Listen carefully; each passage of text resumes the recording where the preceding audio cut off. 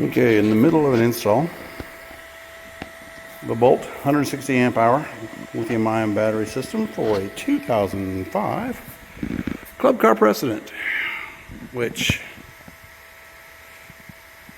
was worked on before. It wasn't upgraded, but it was worked on before because it was kind of a mess in there. The battery charger's running. Let me unplug that. There.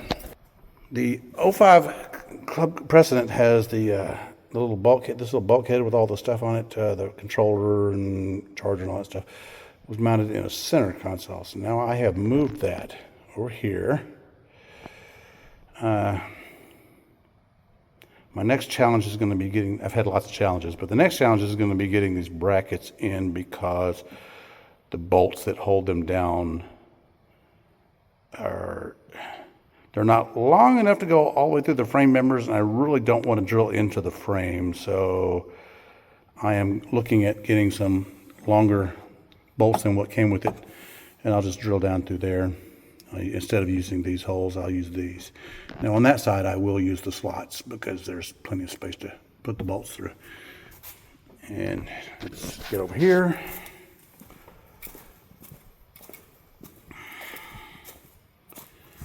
This is the new location for the bulkhead. I have already put the new solenoid in. Everything else is pretty much the way it was before. Because people had worked on it before, there was a little bit of patchwork in there that I had to figure out. The instructions on Bolt's website do not cover this model of the Precedent. So what I had to do to move it from there to here, as far as wiring goes, there was absolutely nothing in the instructions. In fact, the instructions are very, very basic. They're more like a block diagram than they are an actual wiring diagram. So you kind of got to figure this stuff out yourself. Unfortunately, finding the wiring for this club car is a nightmare.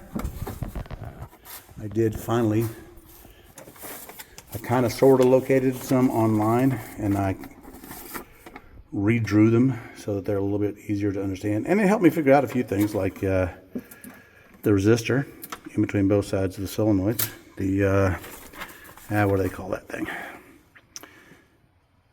The pre-charge resistor. Yeah, the pre-charge resistor, which I'm assuming that's what that is. It was kind of hard to tell with the old wiring. That's where I cut out the old harness as per the instructions. I still have to splice in a wire for that for the new system. Charger is going to be, I think, the converter, the voltage converter, 48 to 12 is going to be mounted here, I believe. Charger will be mounted here. I'll probably have to shave this off, just like I shaved off the ones in here because they stuck up too far and they made the battery sit up too high. Because that battery is a monster for this cart, but it should give me tons of range. I believe if the charger fits okay in there, if it doesn't, then we'll just mount this over here, which will be a little bit more of a pain, but not too bad. It'll be kind of interesting getting into where all the screws have to go. Actually, that might be better to go in that way. It'll also give the charger more room to run the fan, get air circulation. You need air circulation around the heatsink for the controller as well. So down the road, that will be replaced with a Navitas. I'm not sure how you pronounce that. And I clean up all the wiring. I gotta clean up everything that goes up under there. I've got an old converter. You can just see the wires for it. They're installed in there. That will be coming out, and I will be running 12 volts from this converter under the floor up front. And the first of many upgrades to this cart, because my batteries were dying for the second time, and I got sick of paying for new batteries for this thing. So, and I bought it used, and never wanted to put that much money into it in the first place. Seat covers are next, and then a bunch of cosmetic stuff I'll be doing to it. But don't know when the AC/DC conversion will happen. That'll be down the road somewhere. That's not really a priority. It's more power, but I'm looking more for range than I am power. The cart wasn't slow. speed demons would probably think it was slow, but I didn't think it was slow. So here we are. I gotta put my new cables in. Yeah, I had to build a new. I had to cut off some of the stuff from the old wiring harnesses that wasn't used anymore, and build this for the pre-charge resistor.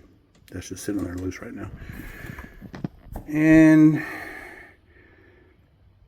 because this was such a nightmare, I got to go through every little wire and make sure every little thing is hooked exactly where it's supposed to go. And some of the stuff on the dash is already wrong. I know that because things come on when the key's not on, and I don't like that. So I'll have to fix that, but that's no big deal. 47 years in electronics, I've kind of, won't say I enjoy having these heartaches, but I am used to them. So, fun, fun, fun. Until Daddy takes the T-Bird away. Yeah, I didn't cover it before. There's the state of charge meter that I put in there. I took out the old light, voltage light that they had in here. I don't know where that is. Threw that somewhere. I actually have a new light switch, the key switch. I have a new key switch, but I don't think it fits that hole, so I might just leave the old one in there. I haven't decided yet. The dash will eventually get replaced entirely, so. Anywho. Oh, that's for strobe lights on top. I live on an airport, so I need strobe lights sometimes.